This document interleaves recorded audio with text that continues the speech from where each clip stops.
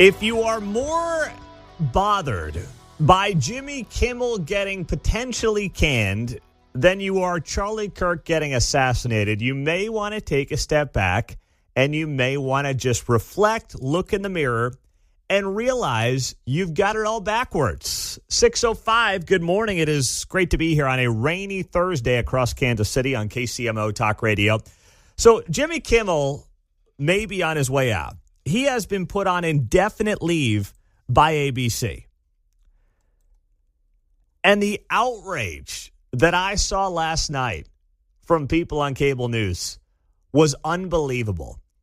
The people who didn't really show any emotion after Charlie Kirk got assassinated last week were suddenly, oh my gosh, to the moon over Jimmy Kimmel being suspended indefinitely. You just can't make this stuff up. I mean, it was unbelievable. Look at Chuck Schumer. Your reaction to this? It is outrageous. It's a page right out of Xi's playbook. This is just despicable, disgusting, and against democratic values. That was Chuck Schumer yesterday. That guy had more emotion, more passion, more care over Jimmy Kimmel getting put on an indefinite suspension than any of the tragedy that was covered last week. Heck, 9/11 in his own backyard. He didn't show that kind of passion. Now, why is Jimmy Kimmel on leave? Let's get to the why around this. Well, first, let me say, Jimmy Kimmel is somebody that I never found to be all that funny. Jimmy Kimmel was hyper political as well. But there is a part of me that wonders why on the timing of Jimmy Kimmel getting put on indefinite leave. And I'll explain the why behind what may be going on here coming up in a couple of minutes. Because honestly, why would ABC just suddenly put its foot down right now? I mean, Kimmel's kind of been doing this same old shtick for years. Why now? And it may have nothing to do with ABC. So we'll get to that here on KCMO. But what got Jimmy Kimmel in hot water is when he said this in the wake of the Charlie Kirk assassination last week. We hit some new lows over the weekend with the MAGA gang desperately trying to characterize this kid who murdered Charlie Kirk as anything other than one of them and doing everything they can to score political points from it. In between the finger pointing. Wait. Now, that is just factually inaccurate. Jimmy Kimmel says there, as he phrases it, MAGA is doing everything to try to figure out how to portray this shooter as anyone but one of them. First off, it didn't make any sense at the time. We didn't have a lot of the information when Kimmel said it. It was factually inaccurate. It was completely irresponsible. It was all of those things from Jimmy Kimmel. But he's been saying irresponsible things that really aren't fact-based for a long time. Like, that's just, I believe that's kind of what Jimmy Kimmel's been for a while. So why now? What's the reason behind the now with Jimmy Kimmel getting put on this indefinite leave by ABC? Well, it could very well be that the companies, the TV companies that complained, one being Nexstar, they actually own Fox 4 here in Kansas City. They are not just an ABC affiliate, but they are obviously involved with local television news. They do carry Jimmy Kimmel and ABC in some of their other markets. And they're the ones who may have worked their way up the food chain and said enough's enough, along with Sinclair. And the backstory here as well, to take you a little bit behind the scenes and go a little bit deeper on this, is that Nexstar announced in the last few weeks that they are acquiring a rival broadcast company, Tegna, in a $6.2 billion deal. This has to be approved by the Tegna shareholders and the FCC. There's a belief that to get in the good graces of the FCC, Nexstar basically said, we want Kimmel off the air, and this was going to be viewed favorably by Donald Trump and the FCC. because there is some politics at play. I'm not suggesting that's what's happening here. I'm just telling you that there are those that believe this is about more than just Jimmy Kimmel. And this is about trying to basically get this move done that appeases this current FCC and the bosses, and then allow Nexstar to take over one of their rivals and get the FCC approval on Tegna. I don't know if that's what's going on, but I'm telling you, this is deeper than just ABC waking up and being like, boy, Kimmel's really a douchebag. Okay? This is who Jimmy Kimmel is. Trust me, this is it. It's who the guy is. Same guy for years. Am I shocked he made that really crass comment that's totally inaccurate last week? No, I'm not. I don't think anybody should be. Like, that's just Jimmy Kimmel being Jimmy Kimmel.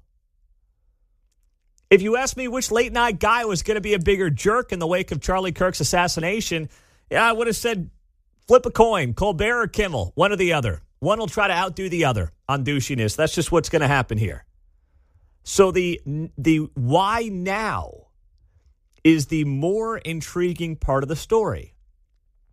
Does Jimmy Kimmel being off the air bring me some kind of satisfaction? I will admit that it does, but I'm not convinced that it should.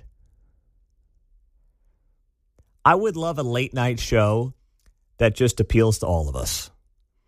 I would love a late night show that makes fun of Republicans and Democrats and independents and is an equal opportunity offender. That's when comedy is at its absolute best.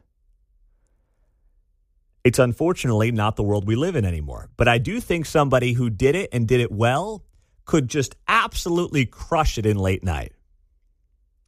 I really think that is still a platform that could draw a major audience for people who, at the end of a long day, in what has been a rough news cycle for several years now, just want some laughs. But it's up to the networks to find that person and figure out if that can still be a winning formula. I believe it can be. But I don't think ABC just woke up and said, that thing from Kimmel was awfully offensive. Wait, this is who Jimmy Kimmel is? I can't believe it. We are shocked. Talk about a bombshell. Nobody is. Nobody is, and nobody should be. This feels like it is deeper than that. And there's a lot more at play. And maybe this was just their convenient excuse. Mike is in KCMO. What's up, Mike? Yeah, I disagree with you. I think it's all about the money. They saw what heat they got when they got rid of Colbert because he was losing money. And ABC wanted to get rid of Kimmel because that show was losing money. How much money is that show losing? I think from what I heard, it was actually more costly than the Colbert show, from what they were saying on the TV yesterday. Because people aren't watching it, they can't sell advertisers. All these, like Sinclair and all these other people, they need people to watch their TV shows. I have not seen that the Kimmel show is losing money like Colbert is. I'll look it up, but I have not seen that anywhere. I think the show stinks and should lose money. I just haven't seen that report anywhere. Yeah, they're dinosaurs. They're in in 2017 they were cutting edge. Now they're dinosaurs. They haven't improved their material. They're one-note show. People aren't watching them. I know the ratings are bad, and these other companies want somebody to watch their shows. So you're saying this is just convenient excuse for ABC to finally do what they've wanted to do for a long time? Right, and then they can always say, well, this is ideological, he was insensitive, blah, blah, blah. Yeah. Everybody will think they're all virtuous and things like that. But it's all about the Benjamins. Well, listen, that wouldn't shock me. I just want to see those numbers. We know that Colbert was losing tens of millions of dollars a year because the show had 200 staff members. Imagine being a show that's lacking that much humor and having 200 people to put it together or whatever. Was it 100 or 200? It was an astronomical number of people. I couldn't believe it. Damon in Kansas City. Hey, Damon, you're on KCMO. What's up, man? Hey, I was watching Benny Johnson, the YouTuber, doing an interview with the FCC chair, and he said he had a really strong case against Disney and Jimmy Kimmel and all that last night. And I think that's a huge reason that they're going and pulling the show because they don't want to activate that trap card and have all that blow up in their face. That's very possible. I did see some of that with Brendan Carr, who runs the FCC. And listen, I think you're right that some of this is politics at play, where Kimmel became a sacrificial lamb for Disney and ABC. That wouldn't shock me at all. All right, thank you very much. So brother. good call. And listen, but that gets back to my original point. This is not ABC suddenly being like, Kimmel's a jerk. We should not have him on the air. There's a deeper business side of this at work, John. I'm with you 100%. There was nothing new about what happened. No, not at all. Not for a second. We'll have more on this. The media reaction has been unbelievable. It's got a busy 4 hours ahead here on KCMO Talk Radio. Coming up, what's going on the streets of Kansas City? Are things finally going to be cleaned up downtown? Let's hope. There's a new plan we'll tell you about next. Well, there is a new plan to keep Kansas City safe downtown. And no, it's not bringing in the National Guard. Wish it was, but that's not happening here. 621, good morning. It is great to have you on KCMO. So yesterday, the mayor of Kansas City, the city council, KCPD, and Copagan Brooks announced plans to move forward with installing parking gates at some of the parking lots downtown that currently don't have them. Now, this comes in the wake of 12th and Grand, where, of course, we had homicides happening on the morning of August 24th, a couple of weeks back. And that led to this conversation over who's to blame, who's in charge, and who should be responsible for crime right outside of the Power and Light District in the early morning hours. And the city was pointing the finger at the parking lot owners saying, boy, these guys who own these parking lots aren't helping out. And I'm sitting here saying, you're the city, you're running the police department, get some cops around your major entertainment districts. All right, do that.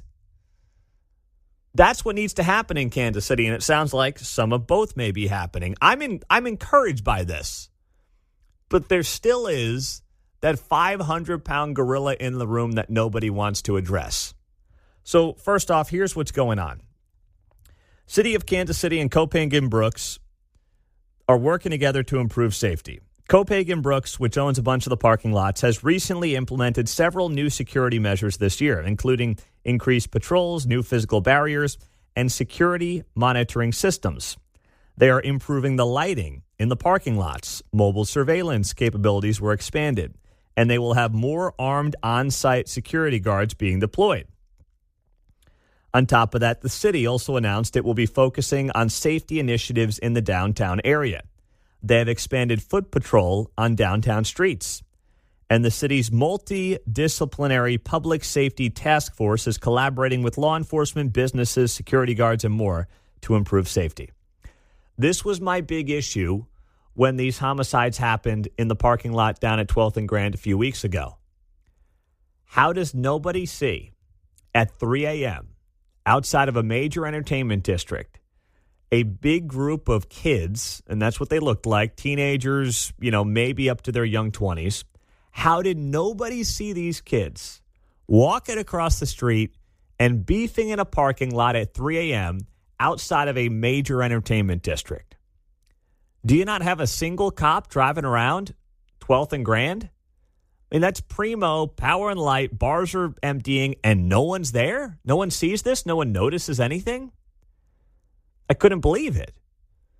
And to me, that was the biggest problem here. You want to break up a bunch of kids who are about to potentially get into violence, you got to have somebody patrolling Power and Light. And I don't know how you possibly couldn't have that going on at that time of night. I don't get it. So this is the big question coming out of that homicide a couple of weeks ago, and it sounds like KCPD is now kind of admitting, yeah, we need more people down there. Well, no kidding. Okay, great, good job. But still, the overwhelming issue remains bad people being out on the streets at all hours of the night. That remains the biggest problem in Kansas City.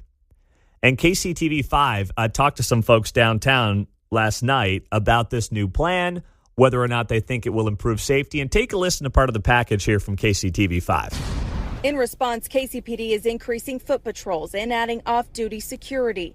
Copagan says they're adding more lights, cameras, and signs, as well as plans to install a gate around the lot. Definitely glad to hear they're making strides to make it safer. I think it'll improve the community and safety as a whole. While everyone is on board with these efforts, some say it's also an effort the people need to bring, not just the parking lot. The people needs to be changed first. Before anything, the people has to stop. I wish that crime and violence could go away, but there are a lot of reasons why things like this happen, and I think we all need to work together to figure out what those reasons are, and we can try to solve what we can. There's a lot of reasons for crime to happen, and there are reasons that it can't go away. That is such a loser mentality. I think Kansas City is a great place to live. I think it can be a much better place to live. And I don't think that anybody in Kansas City should have to sit there and deal with crime and just expect it to be a way of life. That's basically the conversation that's happening right now, whether it's in Washington, D.C., or soon to be Memphis, or what's been going on with Chicago. Do you accept that violent crime has to be a way of life? Do you accept that homicides at 12th and Grand coming out of the bars on a Sunday morning has to be a way of life? I don't believe it does. Now, of course, you're not going to eliminate all crime, but I'm talking about the violent crime that this town has seen at a record pace over the last few years. I don't believe we need to live that way. And I don't think anybody talking to the local news needs to accept that as just a way that we have to live in Kansas City. It's a loser mentality. And this town is better than that. Even if some of the people in charge, even if some of the people with big microphones don't believe that to be the case, because, well, it doesn't impact them. They've got their cozy, cushy neighborhoods, and they don't deal with these crime issues, and they got to appear sufficiently woke. Therefore, they're not going to come out and say what needs to be said, which is that we need more cops. We're down 400. We need DAs that are going to throw the book at these criminals, and we need judges who are also going to do the important work of not letting these people back out. Those three things get dramatically improved, you solve crime. If the parking lot owner wants to have more lights up, great. Does that just push crime to another part of town? I guess we'll see. Jimmy Kimmel is done for the foreseeable future. He has been put on indefinite leave by ABC. After last week, in the wake of Charlie Kirk's assassination, he said this.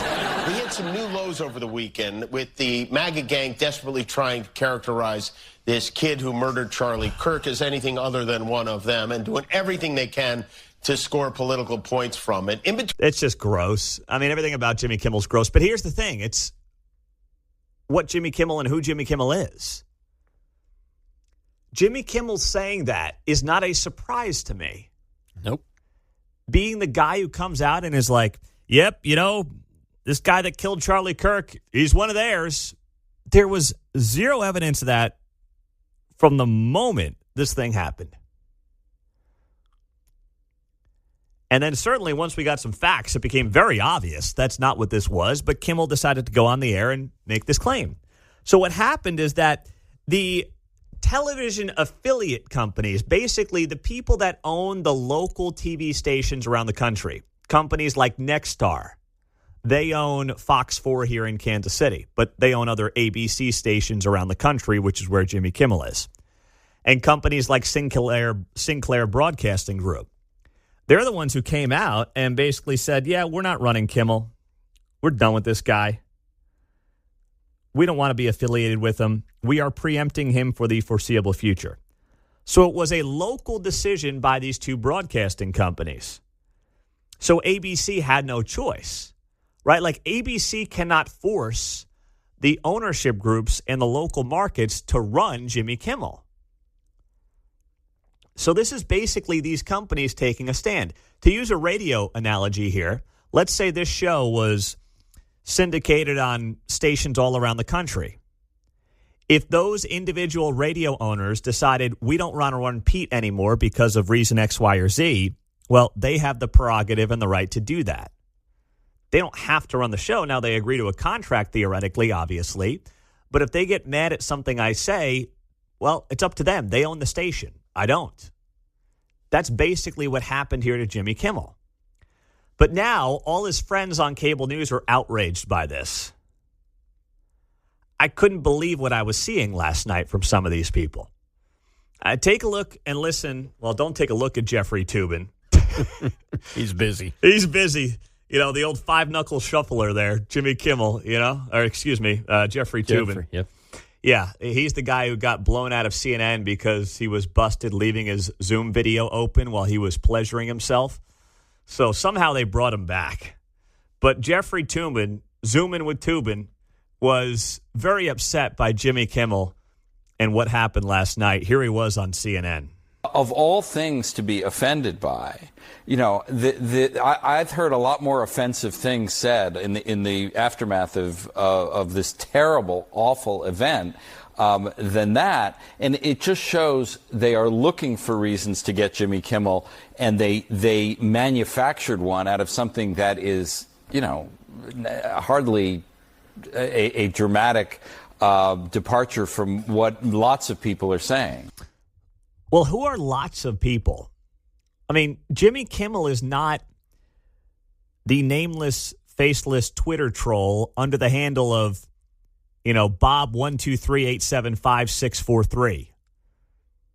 Right? I don't know many people who supposedly are supposed to have a responsible microphone and platform who have come out and made the claim that Charlie Kirk was assassinated by one of his own. It was an outright lie. And maybe these local broadcast operators, Sinclair and Nexstar, maybe this was just the reason that they wanted to look to get rid of Jimmy Kimmel. Maybe this is it. Well, guess what? They've got every right to do that. Jimmy Kimmel, yes, has free speech. Let's be very clear. He has free speech. But the people that carry his show have a right to say, we don't want to carry this anymore. That is their free speech as business owners, John. Yeah, a lie is not necessarily opinion. We can't come on here and just make up some stuff and say, oh, well, that was my opinion. Yeah, can't do that. No, that's a lie. This is Van Jones and Aaron Burnett on CNN. This is a red line that has been crossed for our industry, for the First Amendment, for the right of people to speak. There was nothing hateful about what was said, and even hateful speech is protected. This is not acceptable. If you are going to run a media organization, it's called a news organization, you have to stand up to government bullying anywhere in the world, and certainly in the United States. Well, the job should be to speak truth to power, even when there are people who don't like the word truth anymore. He lied. Exactly. There is no truth in what Jimmy Kimmel said. There is nothing accurate that Jimmy Kimmel said when he made this claim. We hit some new lows over the weekend with the MAGA gang desperately trying to characterize this kid who murdered Charlie Kirk as anything other than one of them and doing everything they can to score political points. How could Aaron Burnett say this is about bringing truth to power? It's not about bringing truth to power.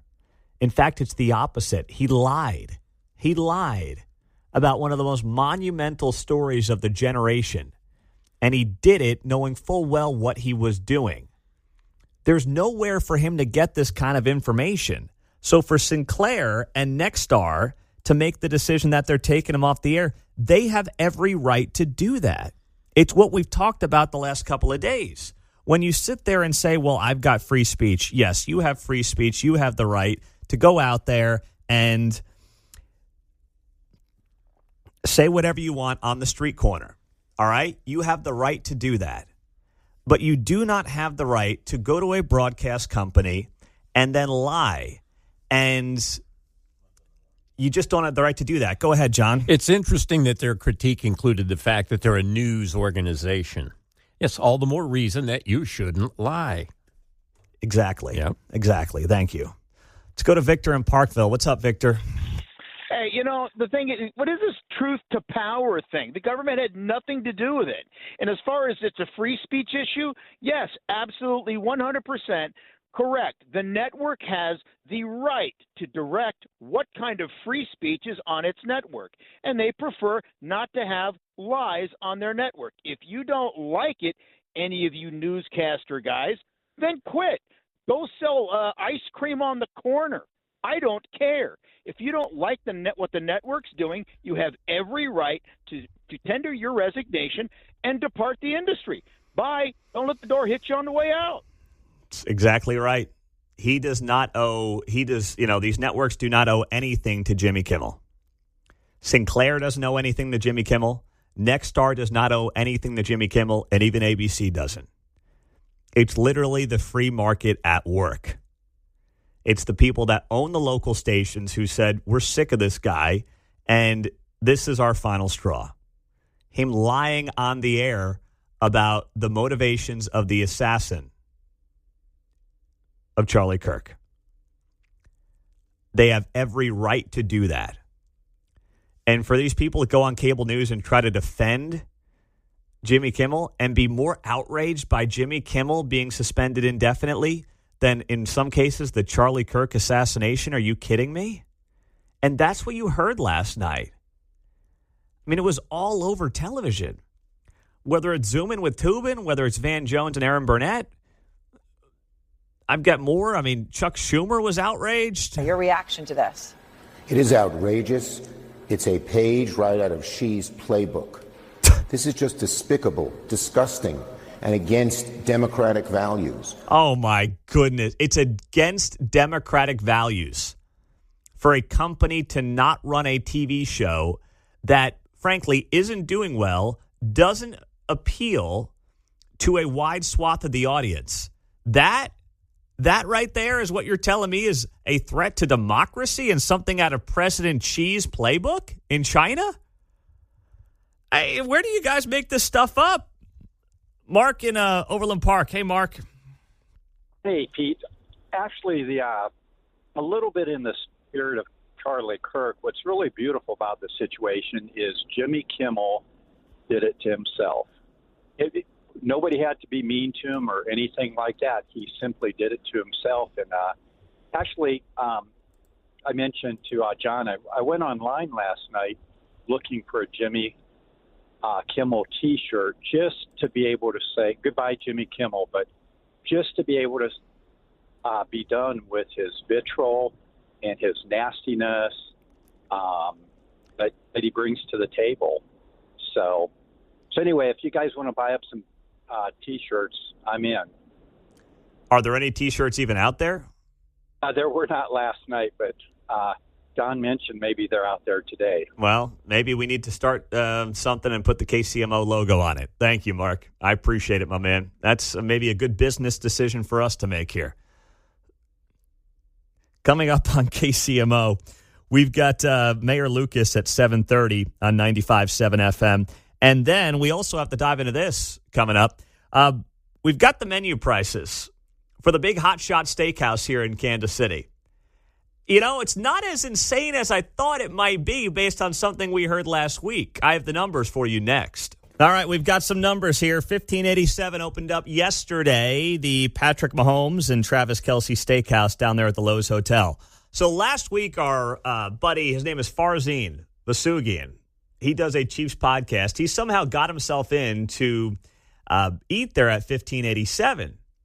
And he told us that he thought it would cost about $750 for a family of four to go. Now, I think what he meant is like four people, two couples, something like that, because the kids aren't going to be drinking and things like that, you know?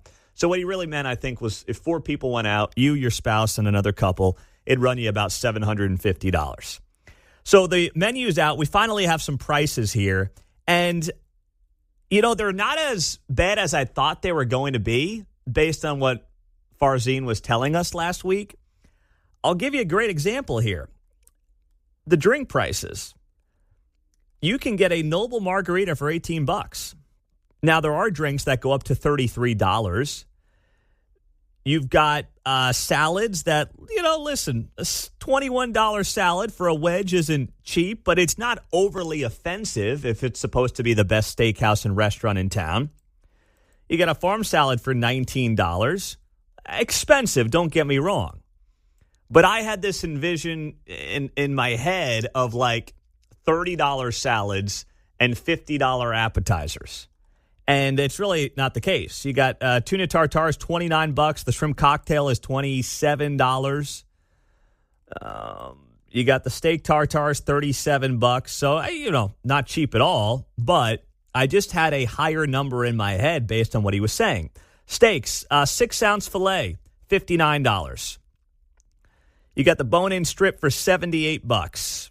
Even the Wagyu cuts are expensive, but I'll tell you what, I was at a steakhouse a few weeks ago, and these Wagyu prices are better than the Wagyu prices at another steakhouse in town. Now, I don't do the Wagyu thing. I'm a local guy. I'm going to help the local folks around here, Kansas and Missouri, where most of the meat, of course, is coming from, into our steakhouses. But if that's your thing, it's actually not the most expensive Wagyu meat in Kansas City that I've seen. The Andy Reid burger I was once only $38. Is that right? The Andy Reid? I didn't see the Andy Reid burger on there. You get fries with that, too. I was absolutely shocked by that. 38 with fries. Yeah. Boy, you're robbing them blind. I know. The big red burger. That is a steal, man. So, maybe one day I'll get over there. Mark's going to go and just try to be the cheapest guy in the room by far. Oh, yeah. Mark's just take care of your waiter or waitress, okay? Oh, yeah. Don't stiff them. No, I won't. All right. Just I get used your to little be a waiter. I know how it goes. All right, good. Just get your little burger and then move on. All right? And don't sit there for 2 hours either, okay, Mark? I got to try the Taylor Swift drink. Okay. Yeah, that's I might not spend bad. more than I want to. That's actually not bad. The Taylor Swift drink I saw was like $18 or something. Yeah. So that's not terrible. But, all in all, I think that Farzine was maybe a little aggressive on that price point. It really depends on how much you drink. I think he and his brother splurged a little bit. Clearly. So that's out there. I saw it on Fox 4, and at some point we'll all get there as a team. Then I saw this. The Atlantic had an excerpt from Kamala Harris's new book. Of course, she picked Tim Walz as her vice presidential candidate. The book is called 107 Days. And she said her first choice was not Tim Walz. Who do you think it might have been? Anyone want to venture and take a guess in there? Gavin Newsom? No. Dang, that was my guess. Oh, really? Okay, you guys seemed were on the obvious, same page. and then I thought, well, I don't know, maybe they have a battle of egos. My second guess is the guy from Arizona. I can't remember his name. Oh, yeah. No. Pete Buttigieg! No! Oh, shit. She said Buttigieg would have been an ideal partner. He was her first choice if she was a straight white guy. But we were already asking a lot of America to accept a black woman married to a Jewish man. And part of me wanted to say, screw it. But knowing what was at stake, it was too big of a risk. And I think Pete also knew that, to our mutual sadness. Oh. I'm getting pissed now. This is brutal, man. Pete Buttigieg, John. You can't make it up. No, I don't think I want to say what I was thinking. don't. Censored. You don't want to be Jimmy Kimmel, okay? So if she was a straight white male, she wouldn't have chosen a female of color? Oh, good point. Good point. What? Oh, my gosh. Mic drop. I'm done. You're done for the day, Mark. My man, Steve Moore. He's a former economic advisor to the President of the United States. He's on Fox all the time. He's going to be here at 8:30 this morning. I had to push him back from 8 to 8:30 because he's going to do a Fox News hit actually at 8:15. So he said, can we move it to 8:30? I said, no problem, Steve. Anything for you and my friends over at Fox. But Steve put this up on X yesterday. It's new research from his group, Unleash Prosperity. New census data is out, and it's turning some narratives upside down. And it ties into something that I used 9 days ago when I sat on that stage at Rockhurst University on the DEI panel, with everybody else on the panel, for the most part, disagreeing with me. I mean, I did have one woman who was actually most in agreement with me, and it's fascinating because it was myself and a gay black woman from Montana who we were in most agreement. And then, of course, you had like the wokest of the woke white guy and then someone else who was kind of like between all of us. But that was fascinating to me. I mean, that wasn't something I had on my bingo card, but it goes to show you can't judge a book by its cover. That's the point. We're all individuals with individual thoughts and opinions and feelings and outlooks and upbringings, and you just can't have this one-size-fits-all approach. And one of the things that I used last week when I was on this panel is the fact that if white supremacy is real in America, how did Asian Americans crack the code? The idea of white supremacy is that somehow it's whites versus everybody else. Notably, it's whites versus blacks in America. And that's just not true. So as Steve Moore shares here with new economic data out, Asian Americans have a median household income of $122,000. That is $30,000 more than white people, the second highest earning race, followed by Hispanics at $71,000 and then blacks at $56,000. So Asian Americans make by far the most money.